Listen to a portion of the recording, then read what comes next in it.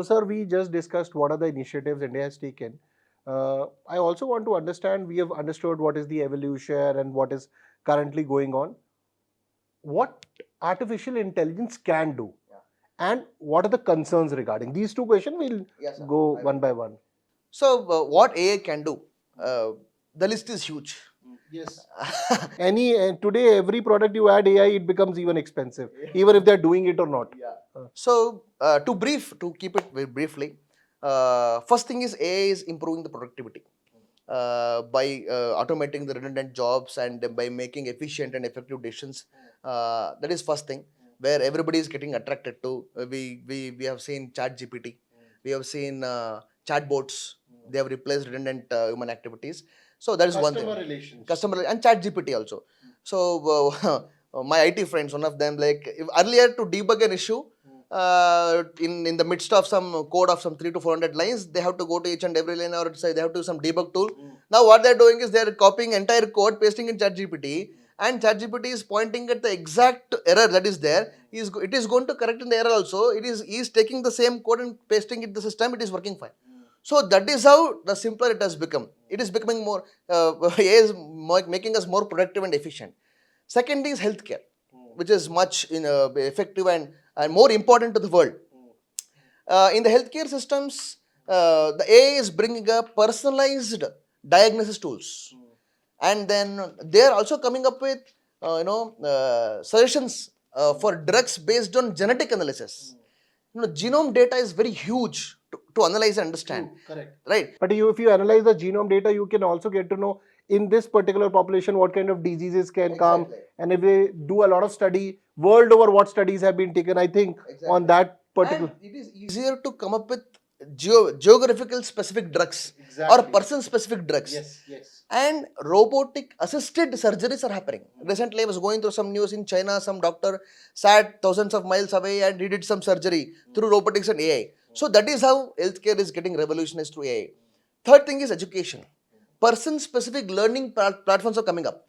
So they are able to analyze how the performance is. They are able to suggest education tools for a person. So fourth thing is security, national security. AI is able to analyze deepfakes. It is able to understand AI drones. So security is one important thing. And fourth thing is very important, disaster management. By utilizing the data available through satellites and weather systems, AI is able to predict the disasters, as well as it is also coming up with automated responses. That is very important. Quick response is very important. For example, forest fire. The forest fires, they may start as a small fire here and there in the midst of the forest. Only it will get to know only if it spreads like wild. But if there are AI system placed in such thick forest, for example, recently Amazon forest caught up fire and millions of resources have been lost. So in such incidents, thing happened in America, Las Vegas. yes, sir. In such incidents, yes, AI can detect the problem in the preliminary stage, so that it can also activate the immediate response, so that more disaster is saved. That is one important thing. And next thing is creative field. AI is able to innovate. It is bringing more innovation in the creative sector by designing more graphical content like videos, images, those things. And one major important thing is policy making. AI is becoming a very handy tool. So there is this thing happened in 2020 in UK, not in UK, in Europe especially. There some organization conducted a survey in 20 countries. Some 2,000 odd people were interviewed. So they asked this question: are you okay if AI is replaced? If your elected representatives are replaced by AI, are you okay if AI is making you policies than your elected representatives? They said yes. 56% of the people agreed that okay, I'm okay with AI designed policies than our own elected representative policies. So people are trusting AI. AI is also replacing the. Why do you think that they are trusting AI? Because it won't be corrupt.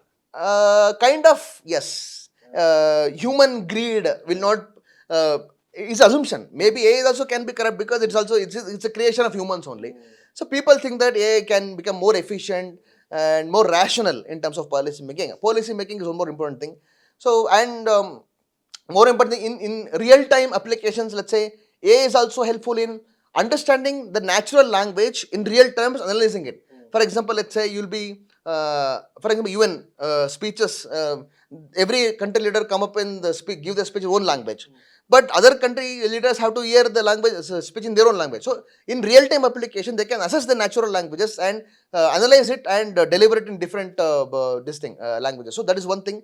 And there also AI is also so real that it can also detect emotions in the video calls. So these are some real applications which are revolutionaries in the world. You never know in future what all may come up. So these are the things we can look forward Sir, for AI among the application. things which you've told me, I want to understand two specific things. You've told that AI can do this X, Y, Z, and so many things. First question: it is already leading, or it will lead to a lot of unemployment. So how to tackle this specifically? Since you are a economics faculty, I want to understand. Second thing is, you spoke about personal, assisted education. There are multiple examples of GPT that are, the GPT is going through. It's teaching a student, and it goes like that. It will check the level of the student and then it teaches. So since first one is related to unemployment, second, since we both teach, we are faculties, I want to understand what would be the impact of AI on teachers, on education, or on people like us. First point, regarding employment, yes. So it is going to impact employment a lot. As per IMF report, it is going to affect at least 40% of employment across the world. It is going to create a huge divide between skilled or semi-skilled and high-skilled. Skilled or semi-skilled people, they can be easily replaced with any automated systems. But the high-skilled people who are holding the control of AI systems, they are the one who are going to train the AI systems. They are the one who are going to build the data centers. They are one who is going to set up rules and principles for the AI system to work. So the high-skilled people will always be the advantage. So the low-skilled people currently, as for now, we are still seeing the baby steps in the AI technology. So we never know. Earlier, there were fears with respect to industrial revolution also. When the engines came up, when the steam engines came up, everybody was scared that no, it is going to take away much of our employment. It happened. But parallelly, it created other opportunities also, which we didn't know. Similarly, happened with internet also. When internet systems came, everybody thought that no, it's going to take away much of our jobs. Yes, it did. It also created other opportunities. For example, India's IT revolution. Nobody knew that there is going to be so many IT companies existing. Nobody knew. If you go 20 years ago, 20 years back, nobody knew what an IT company is. Right? So that is the kind of revolution internet did. You never know. AI, yes, it is going to replace a lot of workforce, but it may also create other opportunities also, because it will increase our choices of life. Internet increase our life choices. For example, let's say booking a Ola or a Uber, radio taxis, right? Earlier it used to take a lot of time. Right? Now technology came up, it also increased the number of employment opportunities. Gig economy. Entire gig economy is based on internet. Similarly, AI can also increase the number of employment opportunities, but we should not be too skeptical about it. We should wait and watch. We should not be too negative about it. We should be focusing on adaptation and also upskilling our own people. So I think, sir, that's the reason the Prime Minister at the Global AI Summit said that the nature of jobs will change. Yeah. Obviously, the first nature of job which is going on right now, that will get over, but many auxiliary industries will get developed. Yes, sir. So that is why it is very important to upskill our people. AI will push us to become more creative. Redundant work will be taken up by AI. But what about creative work? Humans. Soft skills. Exactly. Humans are still at the advantage in terms of creative industry. So that will push us to improve our education systems. Rote learning should be replaced with creative learning. Correct. And our cognitive abilities should be focused, not only marks. We have to improve our cognitive abilities. So that is where the world has to change its direction of movement, so that we can explore more opportunity created by AI. That is one thing. And when you take about education, it is very early to comment on it. Yes, it is replacing a lot of manpower. Yes, it is going to do. Many students would be using ChatGPT to write essays and write answers. Yes, it can be the case. But education is not only about competitive exams. Education is also about understanding the world, whatever happening, what are things happening. And it's also about human behavior. Right? AI, I feel it is not that efficient to understand human behavior. The emotional connect the humans have will still be difficult for AI to come into terms with. So humans will have still, for example, in Indian culture, we say Guru Brahma, Guru Vishnu. Teacher is not only known to impart education, he is also known to impart values. he is also known to be a role model to society. Right, Abdul Kalam, like Abdul Kalam. Abdul Kalam is not only renowned only not only for his contribution to the science, whatever he has done with respect to ISRO, but he is a role model in himself. The values that he has adopted in his life, the value system will still keep the post of guru or a teacher relevant in the education field, as well as the emotional attachment a student and teacher will have, that will still prevail. I feel who is really the educators who are really passionate about it, not only knowledge, who are really passionate about it, who wants to get connected with the students and really help them to achieve something bigger, definitely they will have advantage over AI. In maybe in future. So, but do you think the teachers also have to upskill themselves from the point of view of AI? Definitely they have to. They have to, because if you talk about redundant things, students will tell them, I know this, I would take it from ChatGPT, tell me something new. So there again, the teachers have to upskill them. It's a tough thing to do.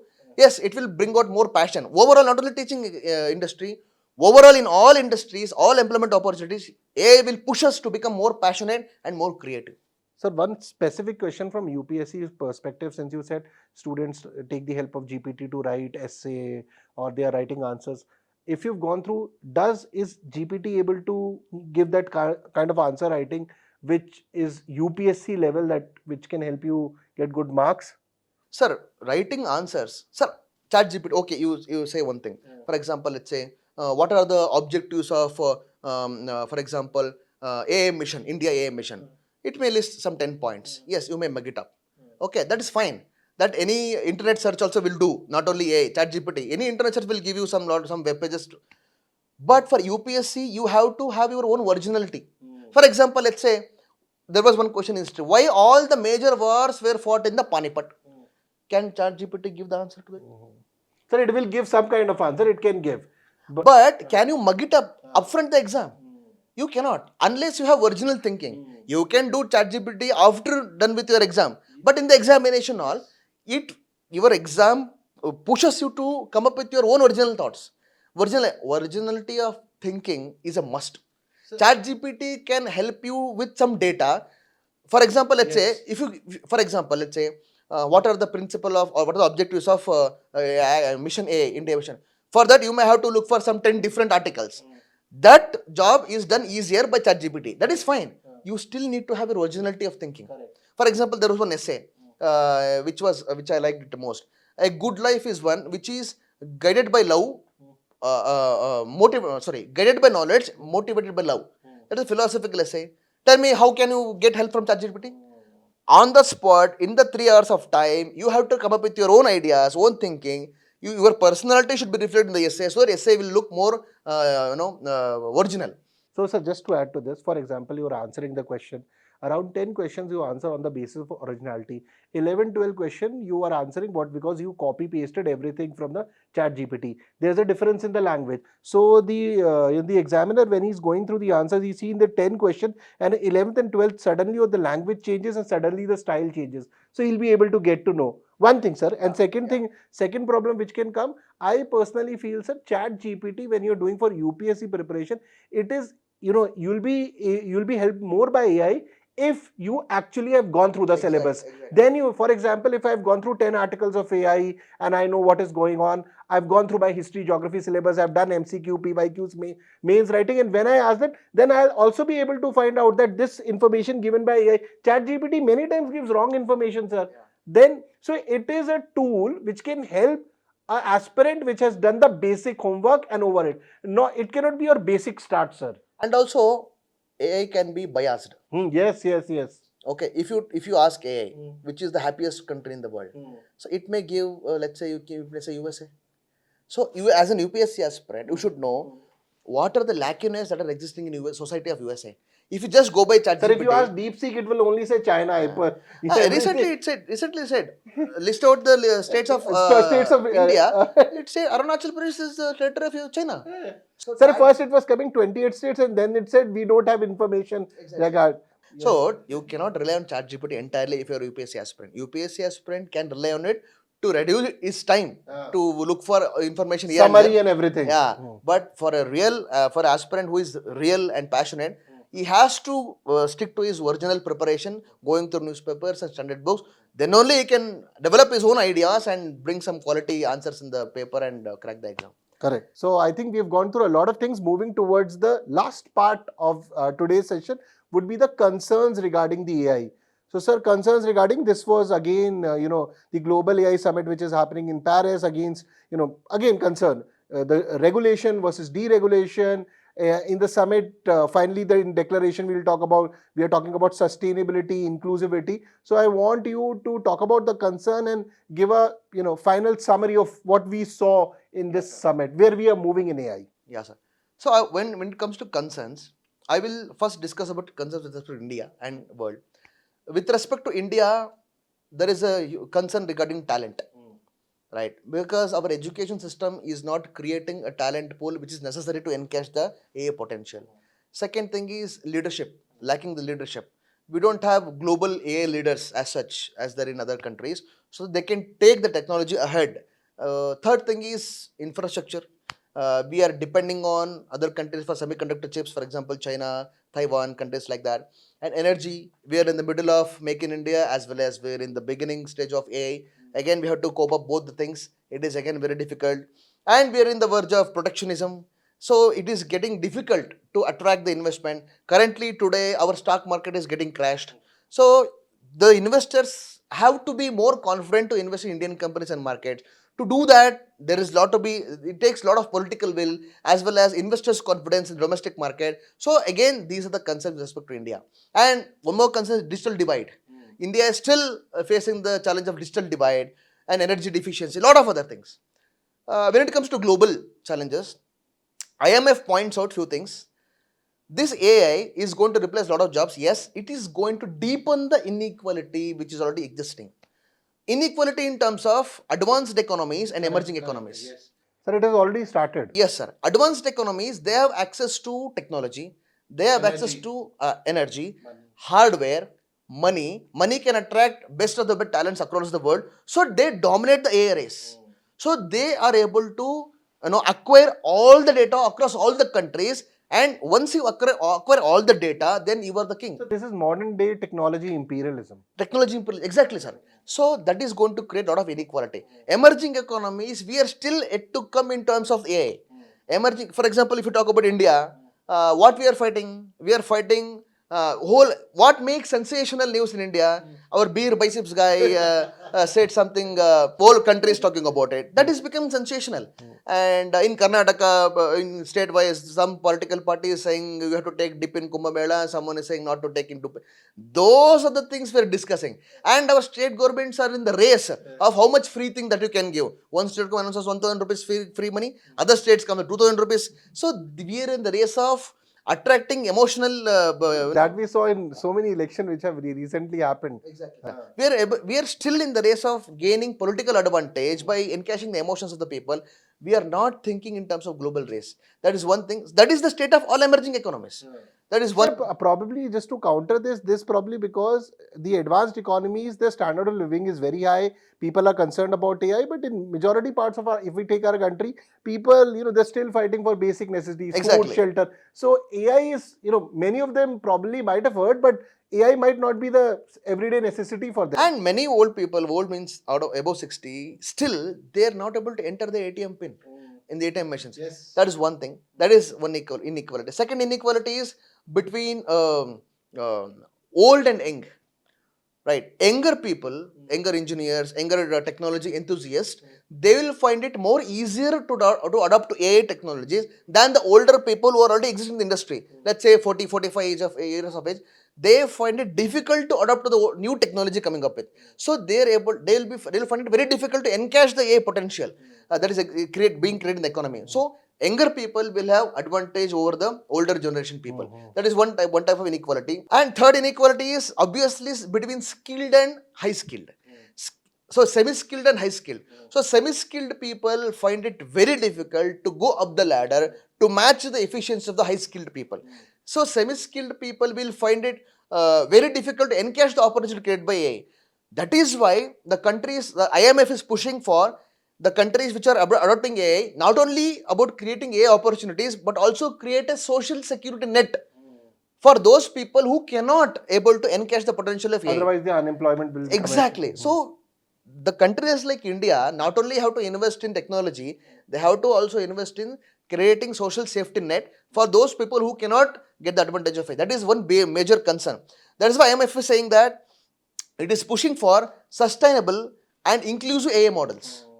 India is also looking for AI for all initiative. It is pushing for AI for all initiative so that AI is not only be technologically advanced, it should be helpful for the global good, sustainable and inclusive.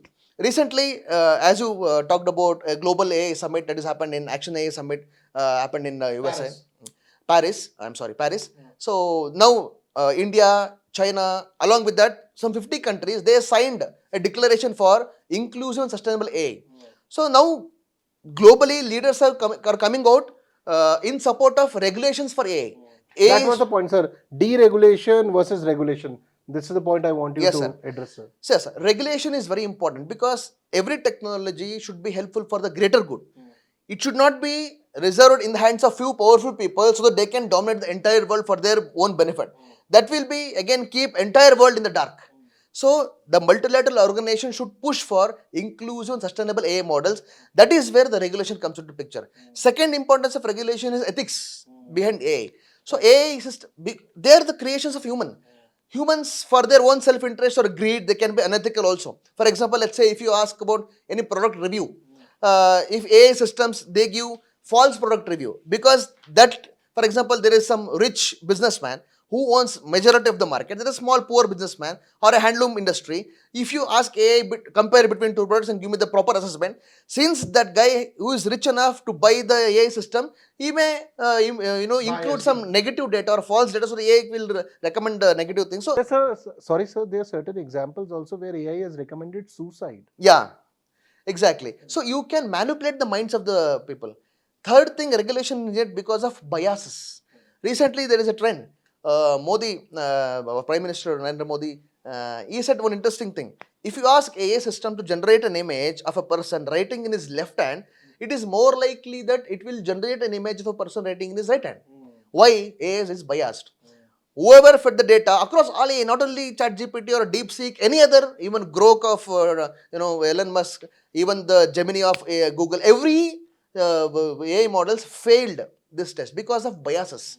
Let's say the biases can come up in all sectors. For example, let's say if you ask who is the best doctor, he may recommend only allopathic doctor. He may ignore Ayurvedic doctor. If you ask, for example, what is the best dress to wear for a marriage or a wedding, he may say some Western attire. It may reject the cultural attires. So those biases also can exist in the AI models. That is why regulation is very Sir, very that important. is why DeepSeek never writes anything against China. Or if you ask him what are the policies or how good Xi Jinping is, it will not give you an answer. Exactly, It is sir. biased. Yeah, biases. That is why there should be a global regulatory mechanism so that AI is not accumulated in the hands of few powerful people or countries, so that it should be used for global good, for its sustainability and inclusivity. So that is what India is pushing for. India did the same thing when it was arms race between the West Indies. India is doing the same thing when it is about technological race between the again West Indies. But the Eastern powerful countries replaced by China rather than Russia, but USA is still dominating. So, sir, listening to all of this, so I can conclude that AI in the 21st century, this is the. Okay. So, if I can conclude listening to all of this, sir, so AI is the new space race of the 21st century. We are in this race right now, and there are a lot of things which you have discussed. Any concluding remarks which you want to give on AI? Sir, every technology creates some doubts, also brings some hopes. So it depends on where will you look at it. India, since its inception, since its independence, India is always about looking at the positive opportunities created by any technology. India dominated industry. If you leave out the manufacturing era where India became Services we did. more protectionist, but aftermath of globalization, LPG reforms, India dominated every technology opportunity that has been created globally. I am still optimistic about Indian opportunities and the capabilities of India getting encashing AI. I am very much positive about it.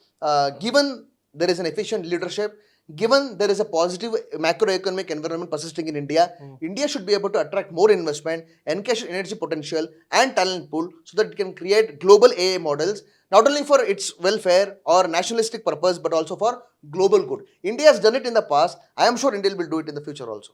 Okay. So I hope this, it was a detailed session on artificial intelligence, from meaning, from evolution, from models, what is currently going on, the AI Paris Summit and everything, and what initiatives India is taking. And I'll wrap up this with the positive thought which Ganesh sir has brought in this session, that in the doubts and hopes, we should move towards hope. And with this hope that you did like the session, and please put your valuable comments in the comment section. Do like the session, do share the session, and please press the bell icon. And thank you very much. Thank you very much, Ganesh sir. And we'll meet up in the next session and discuss some amazing topic again. Thank you very much, and Jai Hind. Thank you.